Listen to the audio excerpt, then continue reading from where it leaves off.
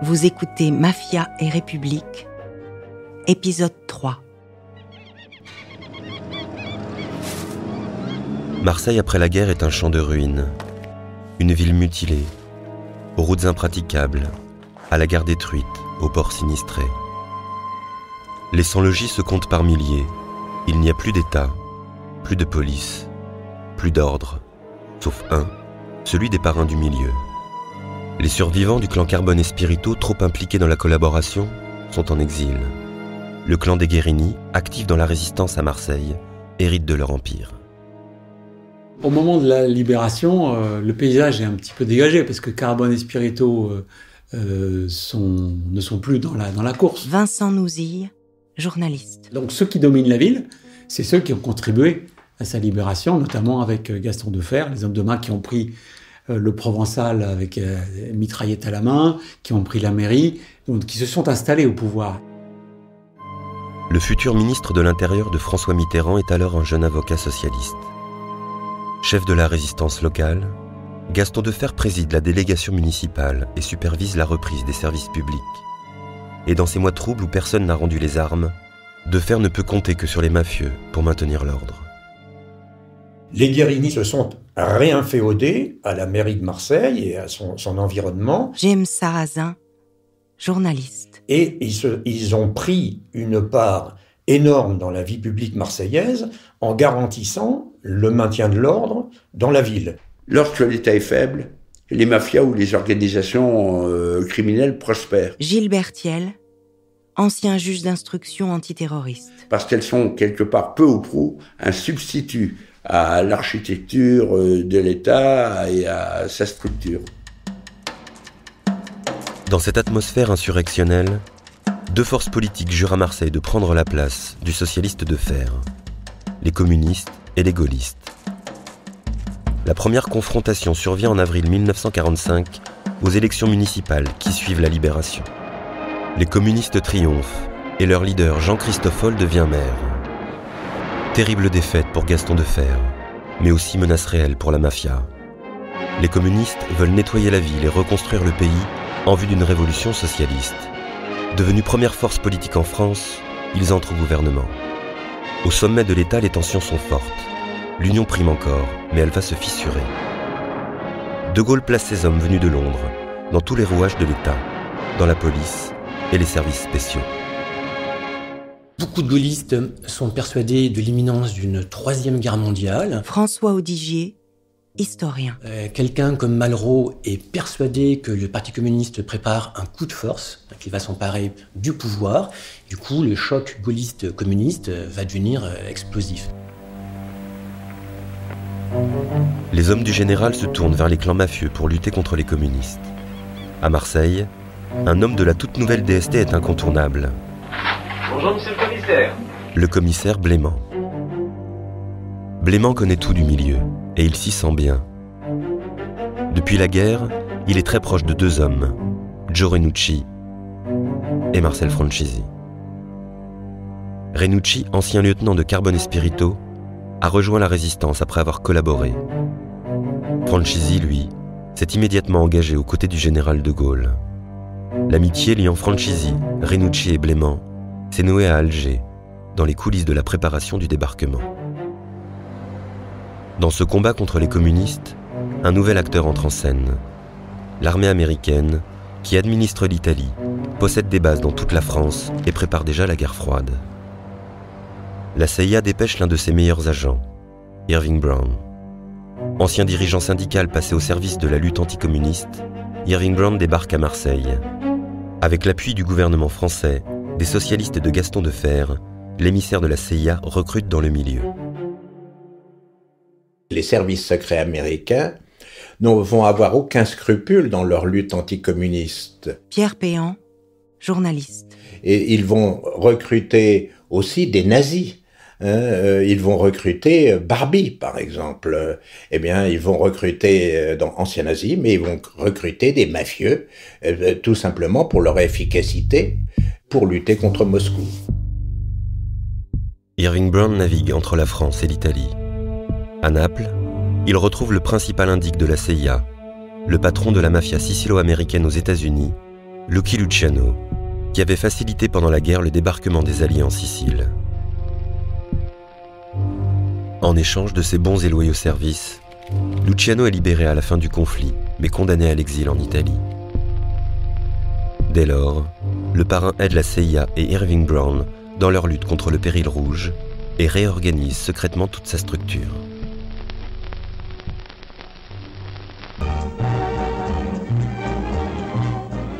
En décembre 1946, Luciano traverse clandestinement l'Atlantique. Il débarque à Cuba et prend ses quartiers à l'Hôtel National de La Havane. Tout le Gotha du crime organisé a répondu présent. Depuis la fin de la Prohibition, c'est la première fois que toutes les grandes familles se réunissent. À la place d'honneur, Lucky Luciano est intronisé Capo di tutti capi, autrement dit, chef suprême de Cosa Nostra. À ses côtés, Meyer Lansky, le patron de la mafia juive new-yorkaise, bras droit de Luciano et financier de l'organisation. Meyer Lansky est un visionnaire. Pierre Péan, journaliste. Il a eu un concept pour les grands bandits, c'est d'avoir d'abord de s'installer dans une île, donc où le contrôle des frontières est plus simple, ensuite d'avoir la police, d'avoir les douanes, et donc à partir de là, eh bien, installer évidemment les casinos, les femmes, les hippodromes, les grands hôtels, et donc gagner de l'argent à tout va, et au fond se le répartir avec seulement une toute petite part pour le chef d'État. Pour que leurs rêves se réalisent, Lansky et Luciano doivent placer un homme à eux à la tête du pays. Ils soutiennent un ambitieux général qui sera leur obligé, le général Batista. Le rêve cubain de Cosa Nostra est connu de la CIA. Mais en ce début de guerre froide, des mafias fortes et structurées sont autant de bataillons de nervis à disposition pour les services secrets.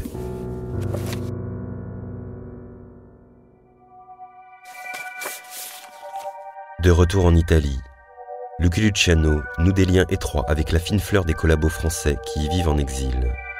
Parmi eux, Étienne Léandri, le gigolo du tout Paris des années 30 qui paradait avec l'uniforme d'officier de la Gestapo pendant l'occupation, est désormais installé à Milan. Condamné par contumace à 20 ans de travaux forcés pour intelligence avec l'ennemi, Étienne Léandri est en cavale, il ne peut plus revenir en France.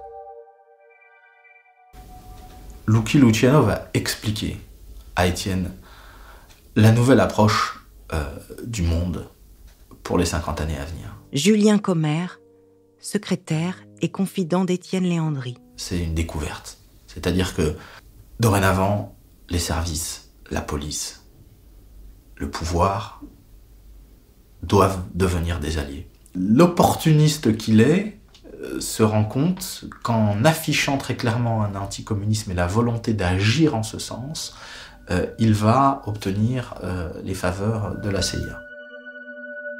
Lucky Luciano va faire d'Étienne Léandri son ambassadeur pour aller discuter avec la CIA aux États-Unis. Dans la vision de la CIA, Moscou est au fond aux portes de Paris et aux portes de Marseille. Et dans ce cadre-là, Étienne Léandri va être un personnage important. Il connaît les têtes mafieuses de tout le pourtour du bassin méditerranéen. Étienne Léandri, Joe Renucci, Marcel Franchisi et les frères Guérini, chacun installé dans un système de dépendance politique, deviennent des rouages importants de la guerre froide en Méditerranée.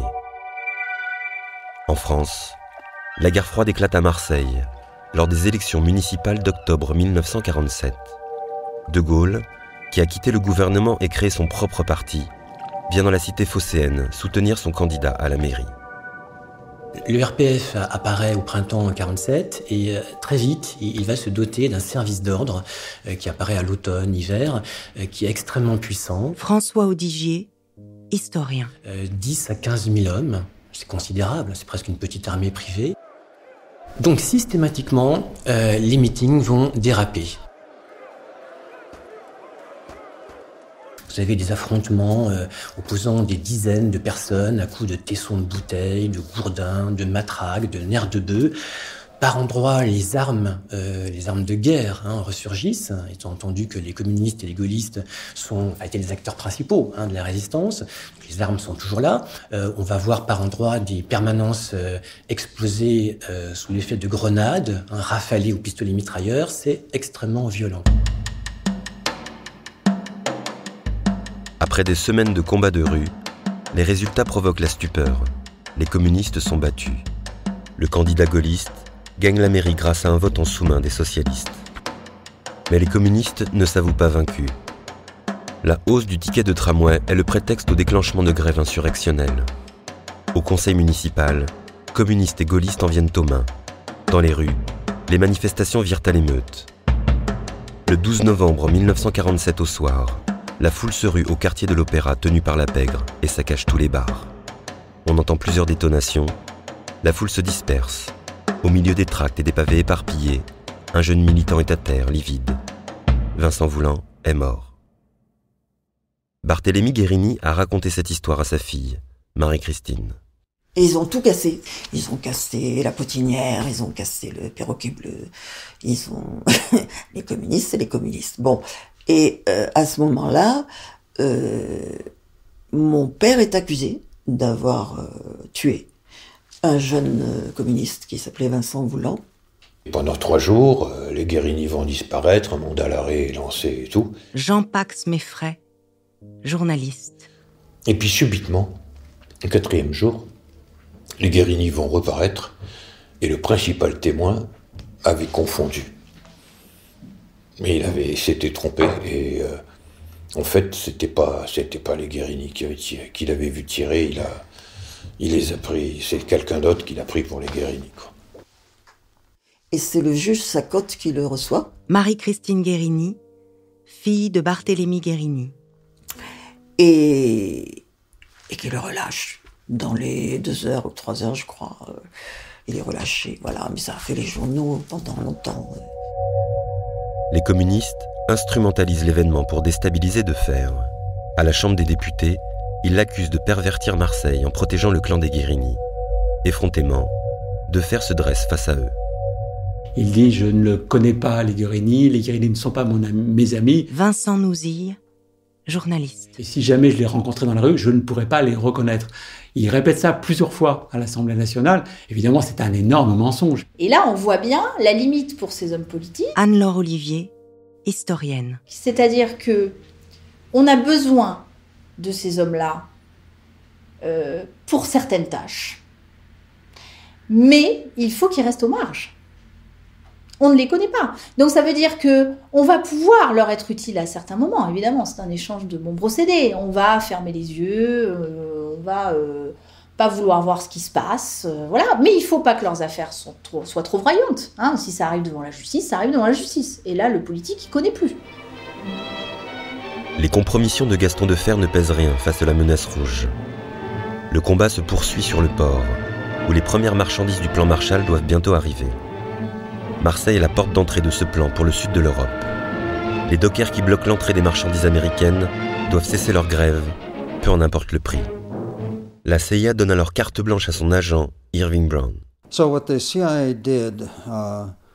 La CIA a divisé la CGT, Alfred William McCoy, historien, et monté des groupes socialistes pour créer un nouveau syndicat, Force ouvrière, dissident de la CGT. Et puis, ils vont contribuer à financer tout ce qu'ils peuvent, et notamment des gros bras de la voyoucratie corse à Marseille, qui sont extrêmement implantés dans la ville et qui peuvent faire le coup de feu face notamment à la CGT. Sur le port, Irving Brown fait appel aux frères Guérini pour coordonner les clans corses avec les forces de police. Les mafieux ont tout intérêt à briser les grèves qui bloquent leur trafic. Conseillé par Étienne Léandri, Lucky Luciano envoie des dockers siciliens. Renucci et Francisi, qui ont intégré le service d'ordre gaulliste, sont eux aussi en première ligne dans les affrontements, avec l'appui inconditionnel du ministre de l'Intérieur, de la DST et des hommes du commissaire Blément. La CIA a fourni de l'argent et des armes aux mafieux corses. Alfred William McCoy, historien. Les mafieux corses et les CRS ont roué de coups les grévistes et ils ont efficacement cassé les grèves à Marseille.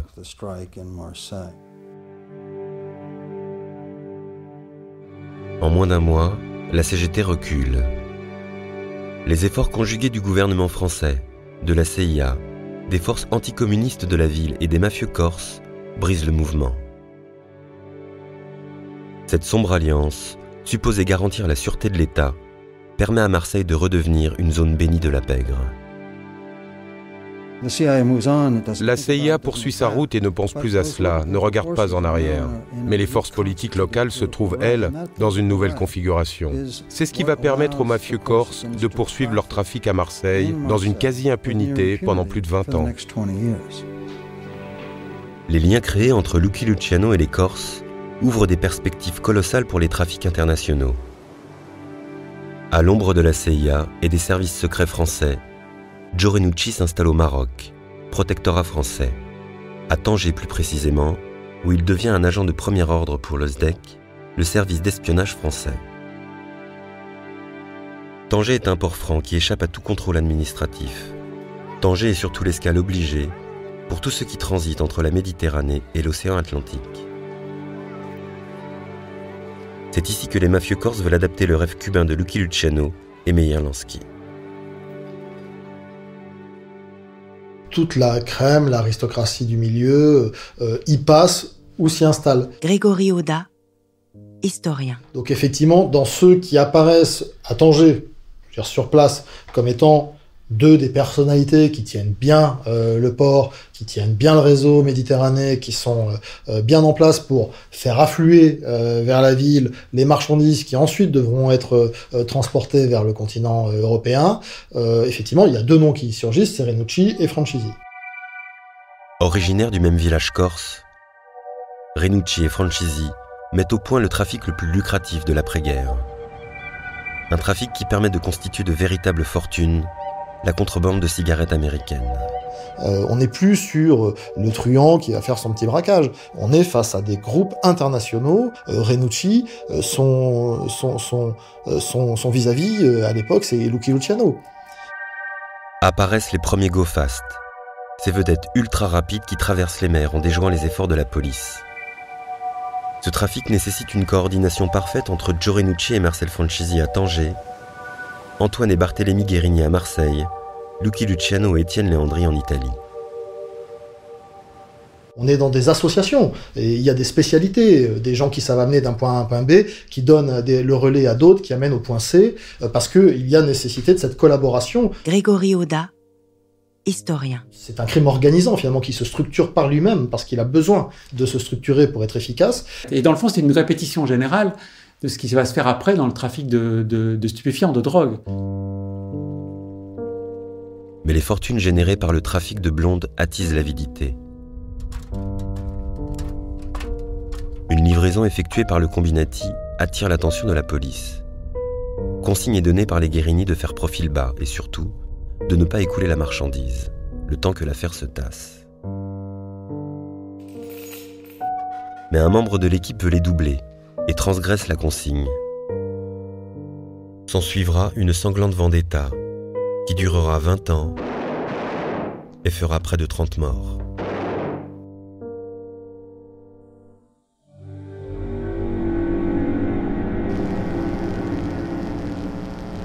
Loin des vendettas locales, les rapprochements entre les grandes organisations mafieuses se consolident. Au début des années 50, Meyer Lansky, le financier de Cosa Nostra, entame une tournée en Europe. Il est très intéressant de noter que cet homme-là, donc, qui connaît parfaitement la réalité criminelle américaine et européenne, Jacques de Saint-Victor, historien du droit. Eh bien, il va aller dans plusieurs pays, notamment en Suisse à cause évidemment des paradis fiscaux, mais surtout, il va aller en France, à Paris et à Marseille, parce que il veut prendre contact et tisser des liens étroits avec les Corses, les Corsos marseillais. À Paris, parce qu'ils ont des cercles de jeu qui sont très influents et qui servent justement très bien leurs intérêts, et à Marseille, parce qu'il a bien compris que à l'époque, eh bien, ces réseaux de trafiquants de drogue corso marseillais sont à l'époque parmi les plus sophistiqués, les plus puissants du monde. Quelques mois après le voyage de Meyer Lansky, le dictateur Batista prend le pouvoir à Cuba. Comme prévu, le rêve cubain se réalise, l'île devient le paradis des mafieux. Certains Corses en exil débarquent à La Havane. Cosa Nostra leur propose un deal, des parts de leur parc immobilier, les autorisations pour les jeux et la prostitution, en échange de leur héroïne, la Marseillaise. Le changement de perspective, c'est l'héroïne. Michel Debac, ancien chef de la section antiterroriste. Parce que l'héroïne commence à s'implanter sur ces réseaux de trafiquants de cigarettes. Très rapidement, ces gens s'aperçoivent que c'est beaucoup plus intéressant que de faire du trafic de cigarettes qui rapporte de 1 à 3, de 1 à 4, de 1 à 5, de 1 à 10 maximum. Faire du trafic d'héroïne, parce que l'héroïne, c'est de 1 à 50, de 1 à 100. Oui. Donc là commence la French Connection. Et dans la French Connection, c'est pas les Corses qui ont la connaissance de la transformation d'héroïne. L'héroïne est une invention allemande, créée pour soulager les souffrances des soldats blessés au combat. Le hasard a fait que certains ingénieurs de la chimie allemande compromis dans la guerre se sont réfugiés en France, ont refait leur vie en France. Et c'est de ces chimistes allemands-là, certains s'implantant dans le sud-est de la France, que l'on apprend dans ces milieux du crime marseillais à transformer la morphine base en héroïne. Dominique Albertini et son demi-frère Joe Cesari maîtrisent rapidement ce secret de laboratoire qu'ils poussent à la perfection. Chimiste de génie et considéré comme un demi-dieu, Cesari réussit à synthétiser une héroïne pure à 98%. Or, à l'époque, les mafieux siciliens, par exemple, ne savent absolument pas faire ce genre de choses. Jacques de Saint-Victor, historien du droit. Et donc, quand un homme aussi important, par exemple, que Lucky Luciano, va faire appel aux Corses, mais c'est ça qui est très surprenant, il le confie, il fait appel aux Corses avec une certaine réticence, parce qu'il a peur de la puissance, justement, de ces organisations corses. Donc, ça permet de bien comprendre à quel point, d'un point de vue historique, on a très souvent et pendant longtemps sous-dimensionné l'importance et la puissance de ces réseaux corses criminels à l'époque. Mon oncle a téléphoné à mon père et il lui a dit Marie-Christine, il faut qu'elle vienne à la maison. Bon. Et on m'a présenté Lucky Luciano. Ça, c'était la première fois. Après, je l'ai revu souvent. Donc, il y avait, entre mon père et Lucky Luciano, une amitié extraordinaire d'hommes voulant évacuer toute cette noirceur de la société. Et un jour, il lui a dit, tu vois, comme tout Marseille t'appartient, ben moi, toute la Sicile et New York m'appartient. Et à l'époque, il était donc protégé par la mafia new-yorkaise. Il n'y a pas que les Guérini, mais les Guérini dominent la scène. C'est eux qui sont considérés, y compris dans des rapports officiels, comme les principales figures du milieu, les parrains, les vrais parrains de Marseille. Et eux, ils vont se mêler de ce trafic, même bien qu'ils s'en défendront, ils vont se mêler de ce trafic dès le début des années 50. C'est-à-dire, en fait, à partir du moment où il y a un deal avec la mafia sicilo-américaine pour livrer aux États-Unis de l'héroïne, eh bien, la pègre corse, les parrains corses, et particulièrement les Guérini, vont tout faire pour organiser et faire monter en puissance ce business extrêmement lucratif, et qui va faire qu'ils vont aller chercher la marchandise au Moyen-Orient, la transformer dans leur laboratoire clandestin dans la région de Marseille, et l'expédier vers les États-Unis, vers l'Amérique du Nord, par tout un tas de voies et de canaux.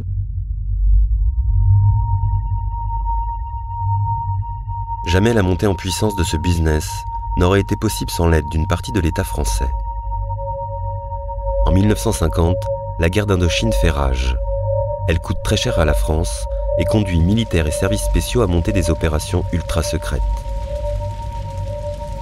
L'une des plus scabreuses s'appelle l'Opération X. L'Opération X est simple. Pour empêcher les hommes d'Ho Chi Minh, qui contrôlent le nord du pays, de déferler vers le sud, l'armée française pactise avec les Hmong, une ethnie qui vit de la culture du pavot. En échange de l'achat de la totalité de leurs récoltes, les Français se garantissent le soutien des familles Hmong et bloquent ainsi la progression communiste. Trois régions avec d'importantes forces guerrières étaient également des lieux de production d'opium. Alfred William McCoy, historien. Là, les Français aidaient les tribus locales à récolter le pavot. Des vols non enregistrés de l'armée de l'air française récupéraient l'opium, puis se rendaient à Vung Tau, appelé aussi Cap Saint-Jacques, où se trouvait une raffinerie. L'opium était ensuite livré à une mafia sino-vietnamienne sous la direction du 2e bureau en Indochine. Une partie de cet opium est vendue aux Corses de Saïgon, issus de la diaspora installée là depuis le 19e siècle. Ils envoient la morphine base vers Marseille, la transforment en héroïne et l'expédient aux États-Unis. Les bénéfices récoltés par le SDEC et l'armée française leur permettent de s'acheter une armée contre-révolutionnaire dans le nord du pays. Quand vous essayez de redessiner les zones politiques, de changer la direction d'une société locale ou d'une nation, quand vous infiltrez et assassinez, quand vous menez des opérations clandestines, bien souvent, vos meilleurs alliés sont ceux qui se trouvent au centre de ce monde, au cœur de cet enfer. C'est pourquoi, à maintes reprises durant la deuxième moitié du XXe siècle, les services ont fait alliance avec la pègre. Ces alliances sont-elles nécessaires ? C'est une abstraction. Ont-elles joué un rôle significatif dans la conduite de ces opérations spéciales ? Oui, bien évidemment.